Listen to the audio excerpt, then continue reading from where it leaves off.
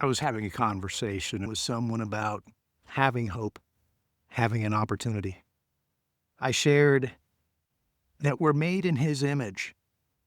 We're given the ability to overcome from doing wrong. But desire is allowed priority in life. We do what we deem good as what's good for us. In Genesis chapter 4, verse 7, God is speaking to Cain after unfavorably looking at Cain's offering. God said to Cain, "Sure, if you improve yourself, you will be forgiven. But if you do not improve yourself, sin rests at your door. It desires is toward you, yet you could conquer it." God gave Cain an opportunity, a chance, a motivating word, encouraging Cain. You could do it. In today's culture, any word implying a requirement of responsibility is shunned. Cain, like many of us have done in our lives, ignored those types of words. Cain instead sought to assuage his own feelings and seek fulfillment of his desires, his needs, at the expense of someone else, his brother. We know what happened all too well.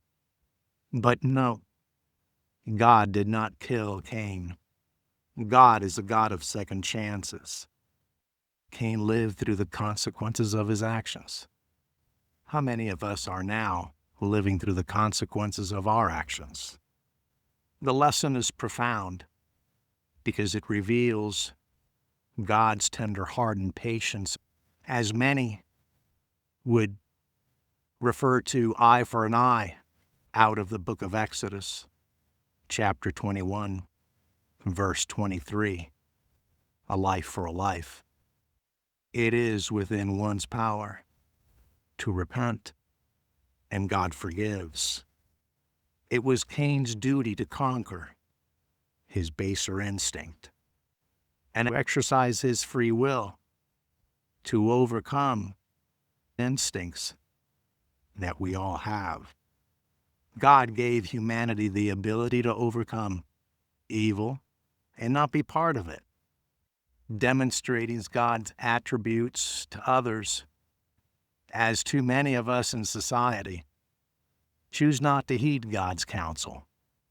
Then second chances run out. Consequences of our actions label our lives.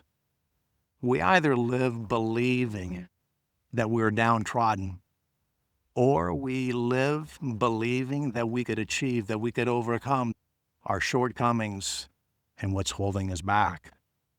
And we choose to live according to God's expectations, while many are held back because of what other people have said about them, or previous experiences or beliefs that they have about themselves. God presented to Cain the chance to change. We have a chance to change, a chance to improve, repent, stand up, and persevere. That's what God provided. He was told that you could conquer it, or else it would linger at your doorstep. We know all too well what happened. God didn't kill Cain. Many have been shackled by squandering second chances. Despite Cain being given the encouragement by God, given expectations to continue, Cain didn't heed the urging. He chose for himself, about himself. Short of committing murder, we all share some of those attributes. We think about ourselves. We don't think that God is a God of second chances. We all have the same options as Cain did. Some among us have yet to be able to handle their weaknesses, their proclivities, and yet we're all given the opportunity to overcome and get closer to God's expectations. Let's make the best of the second chances that we have in our lives, without the need of a third, and not squander the opportunity God gives. Let's not be as Cain. Food for thought. Until next time. Blessings.